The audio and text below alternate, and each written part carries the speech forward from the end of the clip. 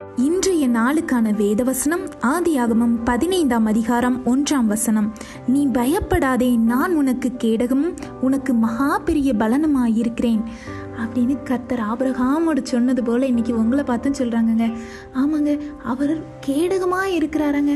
கர்த்தர் கேடகமாக இருந்தால் என்ன நடக்கும்னு நினைக்கிறீங்களாங்க? கேடகங்கிறது எதற்குங்க பயன்படுது? சத்துரு ஏகிற அம்புகளில் இருந்து பாதுகாக்கிறதுக்கு கேடகத்தை பயன்படுத்துவாங்க. உங்களுடைய விசுவாசம் என்னும் கேடகத்தை கொண்டு சத்துரு எரிய அக்னி ஆஸ்திரங்களை அவித்து போடுங்கள்னு வேதம் சொல்லுதுங்க. நம்மளுக்கு தெரிஞ்சு வருகிற அம்புகளை நம்ம விசுவாசத்தை கொண்டு ஜெயிச்சிடலாங்க.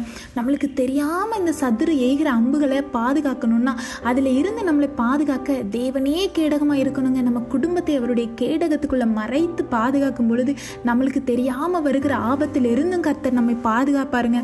அது மாத்திரம் இல்லைங்க, நான் இவ்வளோ ஜெபிச்சு எனக்கு என்ன பலன் கிடைச்சதுன்னு சொல்கிறீங்களா? அவர் உங்களோடு இருக்கிறாருங்க. அதுதான் பெரிய பலன்னு கர்த்தர் சொல்லுகிறார். நான் உனக்கு மகா பெரிய பலனாக இருக்கிறேன்னு சொல்கிறாங்க. அப்போ இந்த ஆபிரகாமோடு கர்த்தர் இந்த வாக்குத்தத்தத்தை சொன்னது போல நம்மக்கிட்டே அதை சொல்கிறாங்க. அப்போ நம்ம என்னங்க செய்யணும்? அவர் கொடுத்த வாக்குத்தத்தத்தை ஆபிரகாம் விசுவாசித்தாருங்க. அந்த விசுவாசித்து அதை காத்திருந்து பெற்றுக்கொண்டாருங்க. அதுபோல் அது நீதியாக எண்ணப்பட்டதாங்க. நீங்களும் அவர் மேலே விசுவாசம் வைத்து நீங்களும் நடக்கும்போது அது உங்களுக்கு நீதியாக எண்ணப்படும். கர்த்தர் உங்களுக்கு கேடகமாக இருப்பார். அவர் உங்களுக்கு மகா பெரிய பலனாக இருப்பாருங்க. ஆமென்.